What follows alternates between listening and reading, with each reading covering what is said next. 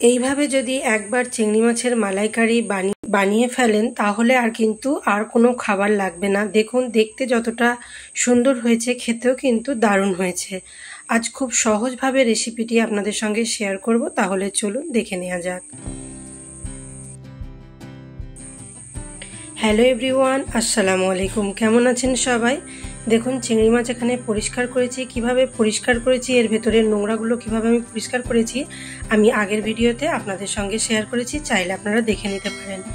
এখানে আমি একটা গোটা নারকেলকে এইভাবে কুড়িয়ে রেখেছি।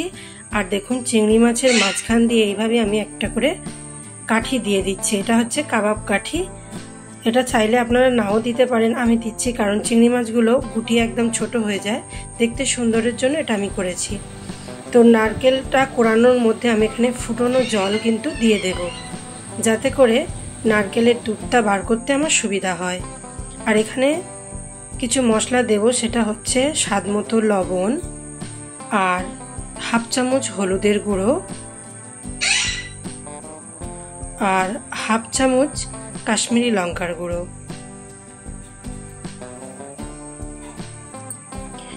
দিয়ে আমি ভালো করে এটা মাখিয়ে নিচ্ছি।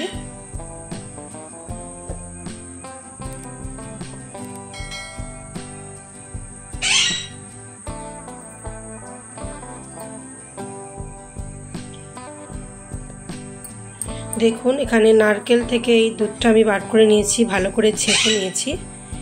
এরপর আমি প্যানের মধ্যে কিছুটা পরিমাণ সাদা তেল দিচ্ছি। এবার একে একে চিংড়ি মাছগুলো আমি ভেজে নেব।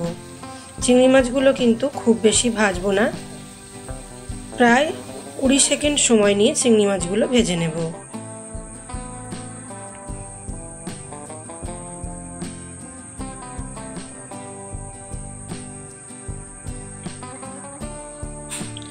আমরা অনেকেই অনেকভাবে মালাইকারি খেয়েছি, আমি যেভাবে রান্না করি সেটাই আপনাদের সঙ্গে শেয়ার করেছি।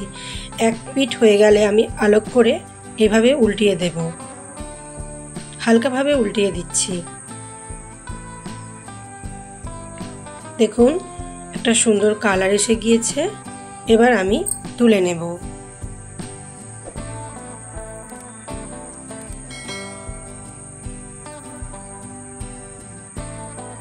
চিংড়ি মাছগুলো খুব বেশি ভাজার দরকার নেই।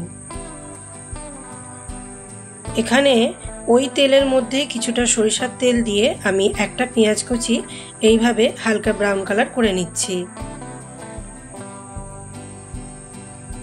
এরপর এখানে দুটো পেঁয়াজকে আর 3টে কাঁচা লঙ্কাকে আমি ব্লেন্ড করে নিয়েছি, এইভাবে দিয়ে দিলাম। এরপর স্বাদ মতো লবণ, হাফ চামচ লঙ্কার গুঁড়ো, হাফ চামচ হলুদের গুঁড়ো দিয়ে আমি ভালো করে মশলাটাকে কষিয়ে নেব। আর দিচ্ছি এখানে 2 চামচ আদা রসুন বাটা। সব রকম মশলা আমি হাই ফ্লেমে এইভাবে কষিয়ে নেব।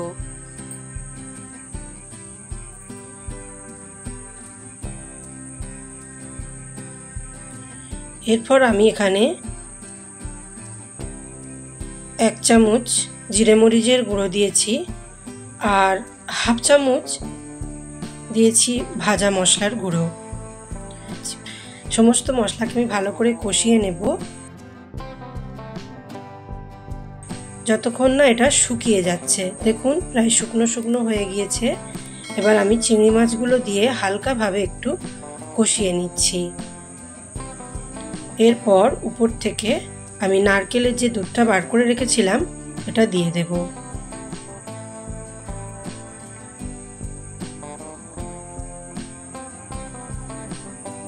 এখন কিন্তু কালারটা দেখুন কতটা হালকা হয়ে আছে। এরপর চিংড়ি মাছটা যত ফুটবে টেস্টটাও বাড়বে আর কালারটাও আস্তে আস্তে চেঞ্জ হবে, আপনারা দেখলেই বুঝতে পারবেন।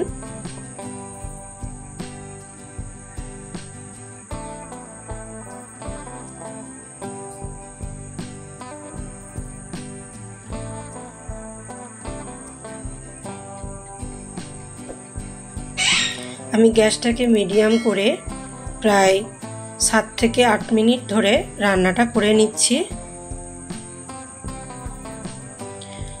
আর উপর থেকে একটু মিঠা আতর দিচ্ছি যাতে ফ্লেভারটা একটু ভালো হয়।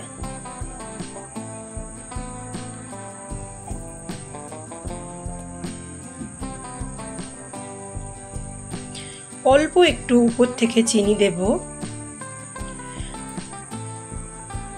আর 4 পিস কাঁচা লঙ্কাকে একটু চিড়ে দিয়ে দিচ্ছি। এই পর্যায়ে লবণের টেস্টটা আমি চেখে দেখব।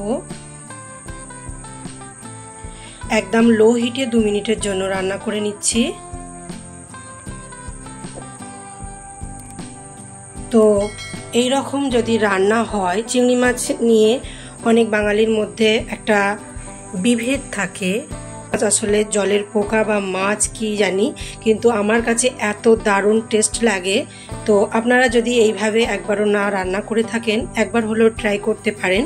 আর আজকের রেসিপিটি যদি আপনাদের কাছে ভালো লাগে তাহলে অবশ্যই লাইক আর শেয়ার করে দেবেন। নতুন হলে চ্যানেলটি সাবস্ক্রাইব করে পাশে থাকার অনুরোধ করছি সকলকে অসংখ্য ধন্যবাদ। সবাই ভালো থাকবেন। আজকের মতো এখানে বিদায় নিচ্ছি। খুব শীঘ্রই নতুন রেসিপি নিয়ে আসছি। আল্লাহ হাফেজ। আসসালামু আলাইকুম।